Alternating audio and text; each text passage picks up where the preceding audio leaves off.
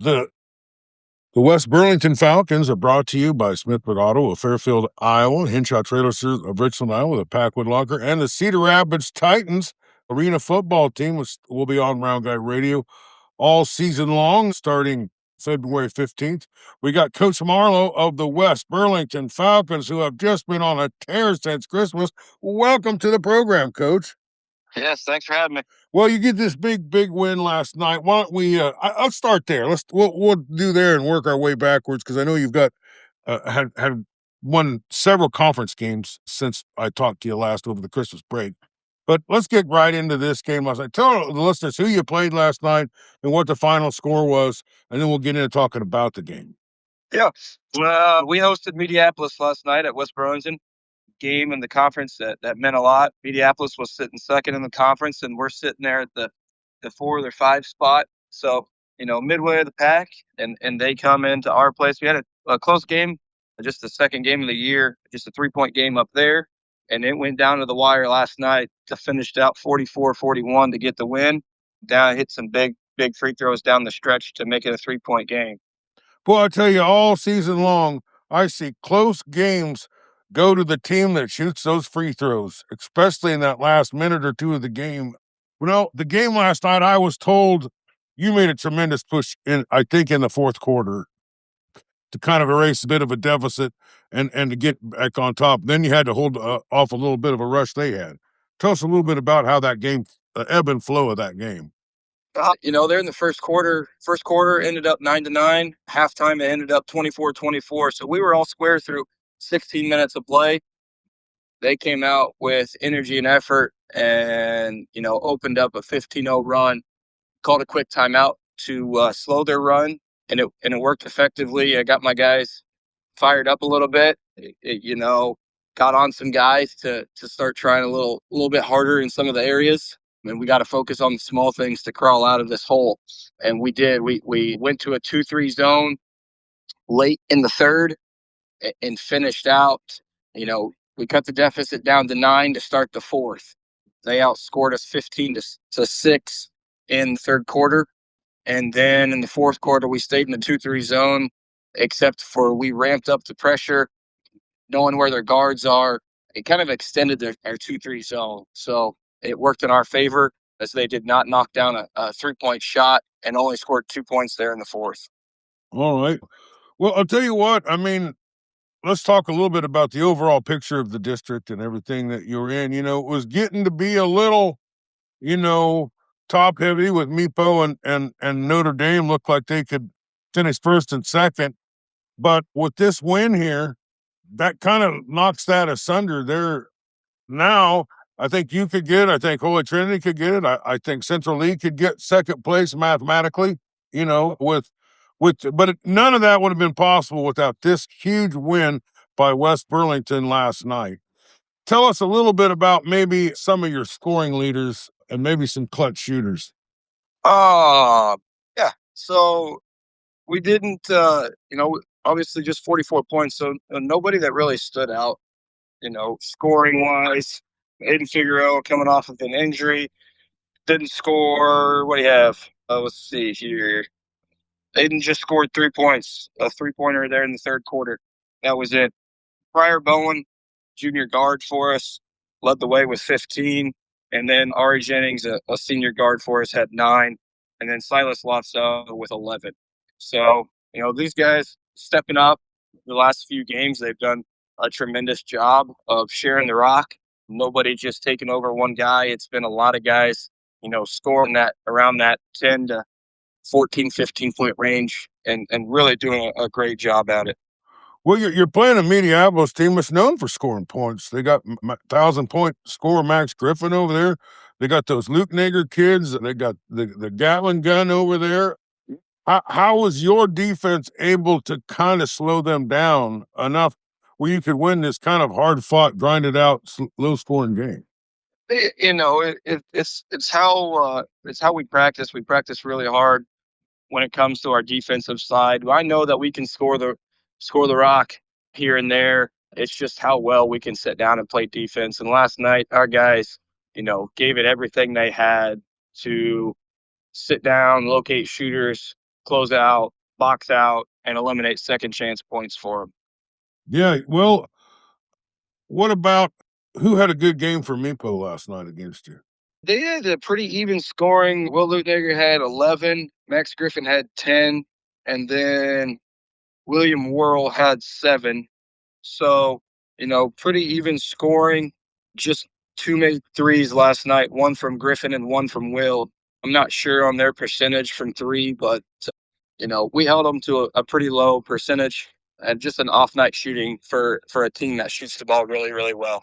Well, Coach Van Fleet was on with me last night on the scoreboard show, and he mentioned Figueroa kind of coming into the game later on or something, and it just seemed like it gave your team an emotional boost. It lifted everybody's spirits up, and it was kind of a big moment, kind of a reminiscence of Larry Bird coming off the bench against Indiana in that game later on so many years ago. Tell me a little bit about that aspect of the game. Yeah, this kid is just all around great player, great kid. And he sat the last game against New London out. But on the bench, he sat on the bench, and he was the loudest kid on the bench. He was telling guys where to be, even when he's not on the floor. He's the loudest at practice, most active at practice. Just trying to, not just make himself better, but make the guys around him a lot better as well. He's one of the best leaders that I've had, vocally, physical, just wanting to get better at all costs. And he puts his body on the line night in and night out.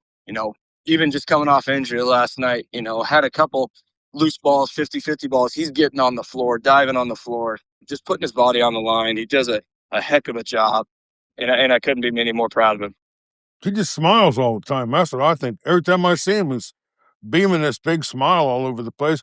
I was thinking about, when I was a kid, I'd get up, crack of dawn, get together with my friends. We played baseball all day long. You know what I mean? And we did it because it was fun. You know what I mean? No one was telling us to do it. No one was making us to do it. No one was asking us to do it. We just did it because it was fun. And that's one of the things I like about watching these high school kids. I really enjoy kids that are having fun playing a game that they love. How key is that? Keeping it light and having fun thing part of making your team good. It's a huge factor. A coach can be really, really hard on some players, and it may take a toll mentally on them. And obviously, you as a head coach, you got to stay on them here and there. But there's some times where you could loosen up a little bit and have a little bit of fun. It's not fun for the kids if they're not having any fun. So you got to incorporate that a little bit. And I do believe that we do a really good job in this program of sharing a little bit of fun with working your tail off when the time needs to be done. Well, Coach Marlowe, you are in a tough district, and I think that the state is starting to really recognize that, because they're giving Notre Dame quite a bit of respect by clicking them clear up to number 3 in the rankings there. And you justify, you've been slugging it out. It's a slugfest every night out here. You get this big win, but there's some other wins I want to talk about that you've got here recently that are equally as important there. But was there anything else about this game that we didn't get to talk about that you wanted to? No, I don't think so. Okay. Well, let's go clear back to where Christmas break ends.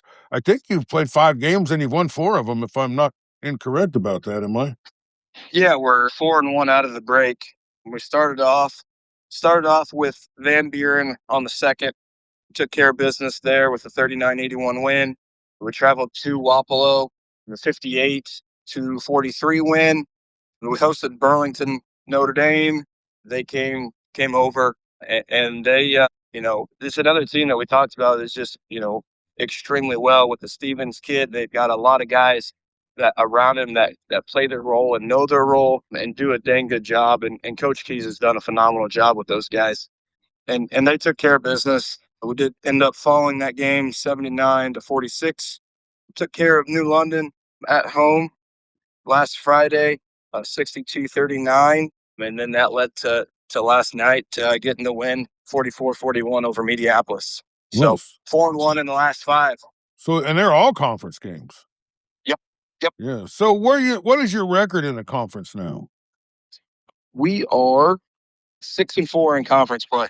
And wow. Okay. So man, that's a nice little stretch out. You don't really stretch things out after Christmas and you get your legs underneath you. Well, what about, was there any performances or anything in those games that we should talk about? I don't think anything. Oh, Aiden Figueroa, I want to say was had one of a career high. He had 26 against Van Buren the other night on 10 of 13 shooting. So, good job to him. Silas Lotzow with 21 on 10 of 11 shooting, shooting 91% from the field. Just efficiency. And then obviously with Figgy being out last game, some guys have stepped up. Prior Bowen got him out of a shooting slump, and he's shooting the rock pretty well now. Okay, you got some pretty great games coming up here too, I think. It just seems like the magnitude of the games just gets bigger and bigger and bigger. And all these conference games, whether you're playing a team with a good record or a bad record, it really doesn't matter because we've seen, here in the midway part, we've seen just recently, a lot of upsets, a lot of, Van Buren beats Fairfield, New London beats New London beats Waco, and then turns around and beats Van Buren, and then I think Lone Tree got an upset win over a 6-10 English Valley team. So everybody's, at midseason form. All these teams have played a lot of games and are very dangerous. But what's on tap for the West Burlington Falcons? Yeah, if you talk about the tough stretch down the back stretch here, closing out the season, we host Holy Trinity this Friday, 6-5. We host 8-2 Keokuk on Saturday with the big fella Jackson Clark coming to town. A heck of a ball player, 6'10". He's got a lot of looks from the college level. Then we host Danville, or we go to Danville. They're 7-6. We then host Central Lee at 8-3. We then go up to Winfield Mount Union 8-3. Wow. Didn't have to go to Notre Dame and play 13-0, and then we host Burlington 6-4. That's just every team we face the rest of the way has a winning record, and night in and night out, it's going to be a dogfight. That's rougher than the corn cobs outside the outhouse, my friend. Yeah, you got that right. Wow, that's well, it's a battle every night, and that record you got's pretty impressive. If considering who you're playing and how good everybody is playing, and seems like everybody's got a beast or two on their team. I mean, Max Griffin's no joke, and no, he's not. Great player. Just everybody's got, the Lane Rung is going to give you a hard time, I imagine, and there's 3-4 of them down there at Central Lee. That Hayes kid's pretty dang. He's capable of leading the team to a win too at any point in time. He is. But there's a beauty to that, though. You know what I mean? And everybody wants to play the best, or wants to be the best, and to be the best, you got to play the best. And by God, Tuesday night, you guys played the best game. Oh, I don't know if it was the best game, but it was the biggest win probably of a bunch of big wins on Tuesday night. Well, Coach, I don't know if I got any other questions. I do got a statement I'd like to say. We need to get back down there sometime, some way, somehow, and get you guys back on Round Guy Radio because we set every record we ever had. We broke every record for views, for reach, for amount of time people watch the games, man. I mean, that was the biggest, I think. We reached 800 people watched that game. Yeah. That you were on there. So hopefully we'll figure out some ways in the seasons, it just gets going and then you blink your eye and it's over. And but what about the flus and injuries and stuff? I've been struggling with it. Everybody, my family's been struggling with it. Scotty Melvin, Jeff Mills, Van Fleet, all of us have had a dose. Yeah, it's been going around, and we've had some guys battling some illness here this past couple of weeks, and that's the one thing I stress is, you got to go home, you got to take care of your body. You got to, take the medicine, do what you need to do, rest as much as possible. These guys are in the gym, 2-3 hours a night just to turn it over and do the same thing the next night. And it's a dogfight, like I said, night in and night out. So nothing's easy. especially down the stretch. So, we got some guys that are banged up right now, and we're trying to work our way around it.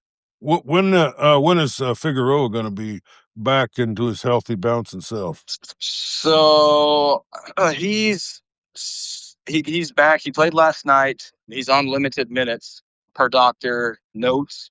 He's about at a 65 to 75% workload.